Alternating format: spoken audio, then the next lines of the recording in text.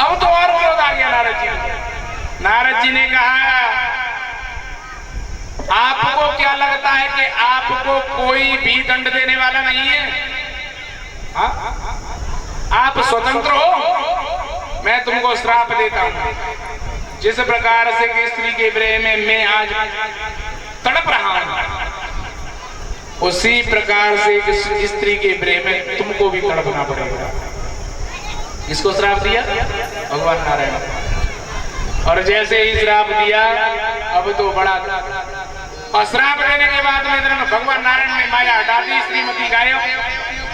भगवान नारायण बैठे हुए, नारद जी को याद आया, पैर पकड़ लिए, प्रभु मेरे से गलती हो गई। भगवान नारायण कहने लगे, तुमको तो अपनी माया का अभिमान हो गया, तुम तो कह रहे थे कि मैंने काम क्रोध को जीत लिया और एक स्त्री के लिए इतना सब कर दिया, बहुत क्षमा मांगी, लेकिन प्यारे भगवान नारायण ने माफ नहीं किया। अंत में भगवान नारायण ने कहा, नारद जी तुमने श्राप दिया है, तुम संत हो, तुम्हारे वचन की रक्षा जरूर होगी। अंत में भगवान राम का रूप लेकर के तभी भगवान नारायण आए। तो प्यारे काम को जीतना इतना आसान थोड़ी है। बांके बिहारी लाल की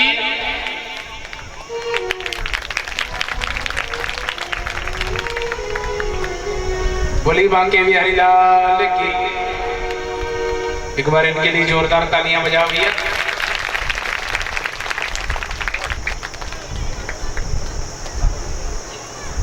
आज के आनंद की प्यारे जिन लोगों ने आज हमारा स्वागत किया, इनके लिए व्यासपीठ की तरफ से बहुत बहुत साधुवाद, बहुत बहुत धन्यवाद। इनके ऊपर परमपिता परमात्मा की कृपा हमेशा बरसती रहे। बोली बांके बिहारी लाल की।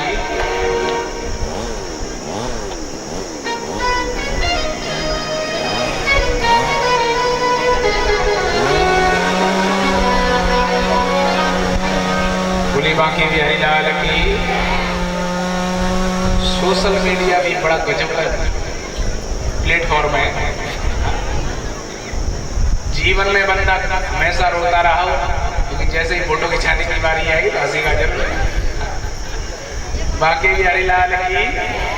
आज के आनंद की। हाँ जी, आइए कथा में। तो प्यारे काम क्रोध को जीतना इतना आसान थोड़ी है। जोरदार तालियां बजाया करो। परीक्षित जी, यज्ञाचार्य जी का भी सम्मान हो रहा है, जोरदार तालियां बजा।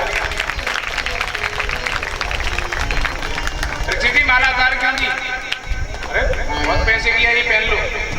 लाना अच्छे अच्छे पहनो। कोई माला लेकर के आया है, पहना करो।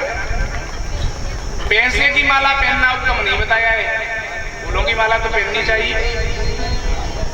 बांके बिहारी लाल की। आज के आनंद की। तो प्यारे काम क्रोध को जीतना इतना आसान थोड़ी है। तो प्यारे वही कामदेव स्वयं प्रद्युम्न जी महाराज का रूप लेकर के और प्यारे अवतार लेकर के कहां पर आए हैं? भगवान कृष्ण के पुत्र के रूप, और उनका हरण करके ले गए।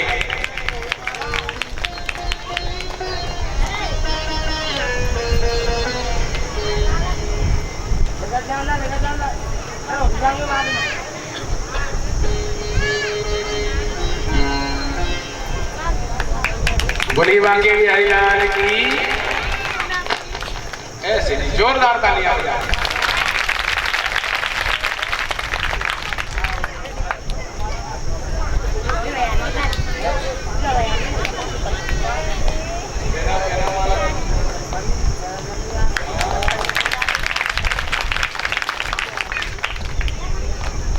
बोली बांके बिहारी लाल की। आइए प्यारे सब लोग शांति बना करके रखें। कुछ बांके बिहारी लाल की। कोई बात नहीं, छोटी बड़े बड़े शहरों में छोटी मोटी बातें होती रहती है। एक बात और याद रखना, हम लोगों को प्याज की और दूसरी वस्तु की गंध बहुत दूर से आ जाती है। गांव में कहीं बनती है ना तो उसका गंध आ जाता है। बाकी भी हरिलाल की। आइए प्यारे कथा में आते। काम को जीतना इतना आसान नहीं।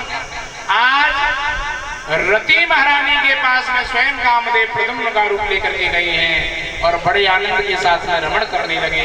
अंत में रति महारानी के पास में जैसे ही प्रद्युम्न को देखा तो प्यारे प्रद्युम्न ने और सम्रासुर के साथ में युद्ध किया और सम्रासुर का वध करने के बाद में रति महारानी को लेकर के और आज प्रद्युम्न जी महाराज द्वारिकापुरी पधारे।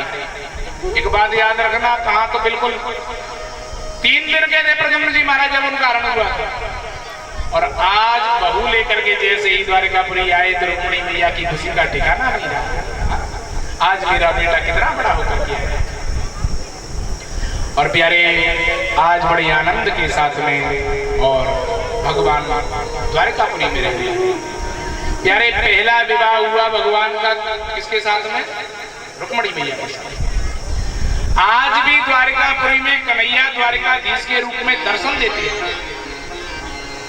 आज भी साक्षात देव है। द्वारिकाधीश जी का दर्शन करने के लिए लोग बड़ी दूर दूर से जाते हैं। भव्य मंदिर बना हुआ है गुजरात में, द्वारिकापुरी है। कौन सी जगह है? गुजरात में। अभी आपको द्वारिकापुरी की एक सत्य घटना बताती है। कन्हैया कैसी कैसी लीलाएं करते हैं द्वारिकापुरी में, ध्यान से सुनो। एक बार की बात, द्वारिकापुरी में एक महात्मा रहते थे, नाम था उनका माधव दास। क्या नाम था?